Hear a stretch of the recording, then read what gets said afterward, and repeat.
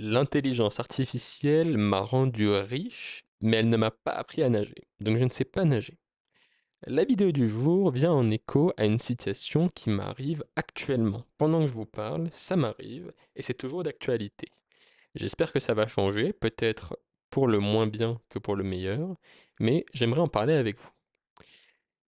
Il se trouve que je fais des développements informatiques pour des clients. Parmi ces clients, j'en ai certains qui, si je puis dire, se sont laissés aller à la facilité de l'intelligence artificielle. Qu'est-ce que ça signifie? Ça signifie que là où auparavant, ces clients allaient me poser une question pour avoir mon avis, mon expertise sur un ou plusieurs sujets, maintenant ils vont se tourner vers l'intelligence artificielle. Et ils vont croire à l'intelligence artificielle plus que moi. Ou alors ils vont me challenger. Ils vont me dire, oui, tu sais, ChatGPT m'a dit ceci ou cela, et pourquoi toi tu me dis le contraire? Pourquoi toi t'es pas d'accord? D'ailleurs, ChatGPT a estimé que cette tâche devrait prendre 3 jours ouvrés. Pourquoi toi tu me dis que ça devrait prendre 7 jours ouvrés? Beaucoup de situations comme celle-ci. Et en fait, en cela, l'intelligence artificielle m'a rendu riche, et je vais vous dire pourquoi. Ça m'a rendu riche, non pas parce que je fais des projets d'intelligence artificielle ou que j'en vends, non pas parce que j'ai des programmes que je vends comme des SaaS ou des logiciels. Ça m'a rendu riche parce qu'en fait, je passe maintenant encore plus de temps à éduquer mes clients. Je passe encore plus de temps à leur expliquer qu'ils me racontent des bêtises, alors qu'auparavant, ils se contentaient d'écouter, si je puis dire, avec sagesse, les enseignements que je leur prodiguais. Et enfin et surtout, je passe maintenant encore plus de temps à travailler sur les projets qu'auparavant. Parce qu'auparavant, là où il suffisait d'un seul appel, d'une seule explication pour mener à bien un projet, maintenant il y a plein d'allers-retours. Maintenant il y a plein de petits challenges, de négociations qui viennent parce que le client me dit, oui, ChatGPT m'a dit ça, Claude m'a dit ça, ou Claude m'a dit qu'il faudrait coder de telle manière. Et du coup, moi je dis, très bien. Alors je vous propose de le coder de cette manière. Mais moi je sais très bien au fond de moi que c'est une bêtise, mais si on refuse mon conseil, si on refuse mon expertise, alors si le client souhaite malgré tout travailler avec moi, moi je peux pas non plus, entre guillemets, refuser cet argent, refuser cette prestation en dépit du bon sens. Donc, j'accepte de suivre les indications du client sponsorisé par ChatGPT. J'accepte de suivre les instructions de Claude. D'ailleurs, c'est une situation très drôle. On n'est plus dans le cas où c'est l'humain qui ordonne à l'intelligence artificielle de travailler, mais on est dans le cas où on a un humain qui demande des conseils à une IA pour instruire un développeur de travailler. C'est vraiment une situation qui est quand même comique, pour ne pas dire cosmique. Et donc, je suis là, je fais les projets tels que ChatGPT me l'indique avec le client, et au final, on s'aperçoit qu'il y a des problèmes.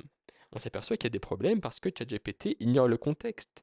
Il a une forme également de perte de mémoire, où ChatGPT se contente de répéter ce qu'il a trouvé sur Stack Overflow, ou alors de répéter ce qu'il trouve dans les livres de programmation, alors qu'en réalité, il existe plein de manières de travailler qui ne sont pas encore peut-être publiques. Peut-être pas publiques parce que les cas que l'on rencontre sont suffisamment rares pour ne pas être connus. Ou alors les algorithmes que l'on souhaite implémenter, notamment par exemple dans le trading, ne sont pas publics. Il s'agit des propriétés intellectuelles, d'études mathématiques et de maths appliquées. Enfin, ce sont autant de choses qui font que l'intelligence artificielle n'y arrive pas ou ne suffit pas, et qu'il faut derrière une réelle expertise, une expérience humaine pour faire que ça fonctionne. Il y a également d'autres choses. Dans beaucoup de projets sur lesquels je travaille, il y a du parallélisme, de la mémoire partagée, des systèmes de queue, des démons qui tournent en tâche de fond. Et donc, tout ça, j'ai le sentiment que l'intelligence artificielle aujourd'hui a du mal à le comprendre, à l'intérioriser, et surtout à comprendre que la modification d'un code en parallélisé ne fonctionne pas de la même manière qu'un code séquentiel. Ça peut être des contrôles sur les deadlocks, sur les threads, l'accès à une variable, l'atomicité. C'est des choses qui aujourd'hui, en tout cas à mon sens, sont encore très très mal maîtrisées par les intelligences artificielles. Et donc, pourquoi est-ce que dans tout ça, moi, je m'enrichis? Bien, je m'enrichis parce que là où auparavant, je me contentais de faire une conception, un code, un projet, maintenant, eh bien, c'est l'intelligence artificielle qui me donne des conceptions, qui me dit de faire les projets. Je l'ai fait une première fois, puis on s'aperçoit qu'il y a des problèmes. Je l'ai fait une deuxième fois, on s'aperçoit encore qu'il y a des problèmes. Et puis enfin, le client me dit, OK, maintenant, on va t'écouter toi, et on va faire le projet comme toi tu le penses, et on va arrêter d'écouter ChatGPT. Et donc au final, une prestation que je vendais auparavant une seule fois, maintenant je la vends entre 3 et 7 fois. Ça dépend d'à quel point le client a foi en l'intelligence artificielle. Alors, je pense pas être dans la position d'un arnaqueur. J'essaie vraiment de bien faire mon travail, de conseiller, d'expliquer dans des paragraphes et des longues tirades et dissertations toutes les raisons qui font que très souvent, l'intelligence artificielle apporte une réponse inadaptée aux besoins de mes clients, mais ils refusent de me croire. Ils refusent de croire en mon expérience et mon expertise. Et donc, moi, si je puis dire, contraint d'accepter ce que les clients m'avancent, eh bien, je suis également contraint de passer plus de temps, de refaire les projets plusieurs fois. Et donc, en tout cela, je facture davantage et je gagne plus d'argent. Et donc, je suis curieux de savoir si vous, vous avez eu un constat similaire.